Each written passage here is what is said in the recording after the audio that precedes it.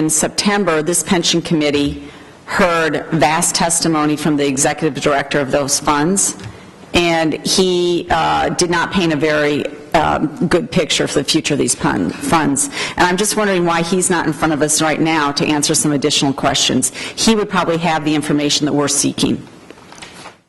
Well, and the unions that represent the majority of the workers in both funds support the program, and my recollection is that under the bill there will be some participation by the fund in choosing who, how, and why the actuarial estimates will be made. So the perception seems to be that the fund itself, although I'm not sure why the fund is not represented today, we're certainly in our conversations with the fund felt comfortable that this was going in the right direction, and their participation in the choice of actuary made them feel particularly comfortable and confident that the numbers would stand. Well, from my recollection of his testimony in September was that essentially they are going to start to withhold current employee contributions because they have fiduciary responsibility to those particular contributors to not pay out their contributions to a fund that essentially is not doing well. Representative, after that testimony, we did work with the fund and with the other stakeholders, and I believe that at the end of the day, they felt very comfortable with the legislation we are presenting today. Well, I do have some specific things. For example, what rate of return are you using when you after you ramp this up and then actuarially move on? What rate of return are you assuming? Also, what rate of return are you assuming that they're going to receive right now? I'll get that for you. I do not have it with me today. But again, the fund manager was very comfortable with this bill when last we presented it. I would like to hear from the fund manager. Multiplier funding, which is tremendously inadequate. So we are going to an actuarially required funding. As you know, that will be done by the actuaries that are hired by the fund. It's set by the fund board of trustees, and I'm not really sure what are you getting at? Okay, I'm getting at the fact that I'd prefer to see the executive director of the fund sitting in front of us to answer pertinent questions to whether or not even the plan that you have in front of us, whether or not it is a viable solution. Because we heard, this pension committee heard from another manager that essentially after your fund is only at 25 to 30% funded level, it's almost unrecoverable. Almost unrecoverable. You cannot do it. And I don't believe that, that right now, actuarially in 2016, according to the Siegel report that we heard from in September of last year, you should have put in nearly $1 billion to actuarially fund this thing.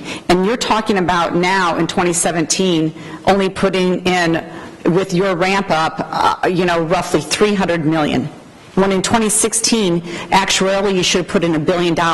You're woefully underfunding this, and you're doing it for 5 years, which means you get none of that growth. So I don't see why this benefits employees when you're not putting in what you should be actuarially required to earlier.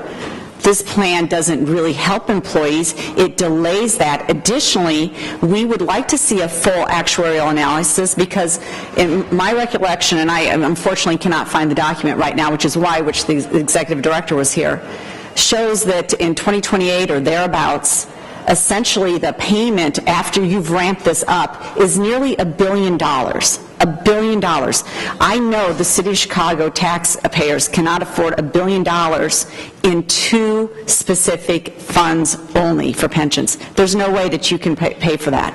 So what are you going to do after the ramp up when you can't pull $1 billion out of tax revenues? Well, I think I'd say 3 things, Representative. Number 1, right now, these funds are going insolvent. If you do nothing, and the governor's veto stands and we have no bill whatsoever, in less than 10 years these funds will be insolvent. If you know how pensions work, at the point they go insolvent, we would go to pay-go. That payment would be meaningfully in excess of a number that you just cited twice. Now, the way the math in pensions work, yes, if we went to actuarial funding today at a shorter period than I guess is implied by what you're saying, we could pay whatever number you want to impose. I think you're arguing that we should triple our taxes, or I don't know where you think this would come from since the state has not offered to help us with it. So we are trying to mediate between the financial obligations we have as a result of these long-standing pension problems that have been persistent through partially the inaction of this body to fix these pensions. So we're down here with a solution today. We are going to triple our contributions over the next 5 years. As you know, the way pensions work, you could pay whatever you like, and it would make them better. If you paid more money, sure, it would make them better. You're trying to find a solution that allows taxpayers to economically be ramp up to their payments so they gradually adjust to it while we're preserving the health of the pensions in the long run. No pension that's in the situation that these are in is going to be fixed today, unless you wish to impose enormous taxes upon whether it's Illinois taxpayers, which you presumably could, or city taxpayers. You have the power to do that, but we would not suggest you do. We think this is a very viable financial solution. We've looked at it for years. We've had the opportunity to study this in extreme depth, and we think this solution, with a gradual ramp of incremental amounts of money going to the pension fund, ultimately going on full actuarial payment in 5 years, will save these funds, will result in a reasonable result for taxpayers, and is the right financial solution. So I'm not sure what you're suggesting we do as an alternative. As an alternative, I'm suggesting you pay what you should actually have to pay, and then let's see what happens. Because until the taxpayers understand... So you would suggest we go to $1 billion right now? Absolutely. And where would you suggest that comes from? You're going to have to find it from your budget. There's also this article, though, I don't know if you're familiar with it, but it's from Zero Hedge, how Chicago's largest pension fund may run out of cash in as little as 4 years. And this is why it's important to have the executive director here. In this article, where they state that you are 20% funded, they also say that, you know, on average, you've gotten 5.5% over the last 15 years. Well, it's interesting to note that this is not a long-standing pension problem. In 2000, your pension funds were 100% funded. It's only because you, as a system, decided to go to this idea of a multiplier rather than actuarially taking on those, putting in the contributions, did this occur. Now, it says that even then, the fund would only generate roughly $500 million per year at the 5.5%, compared to benefit payments that are growing to $1.3 billion.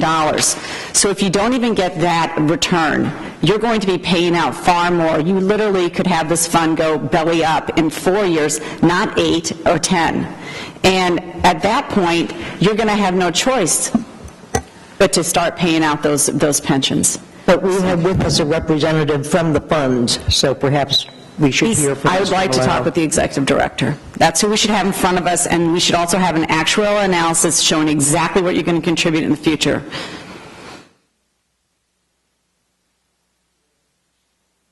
Representative Ives, are you finished with your questions?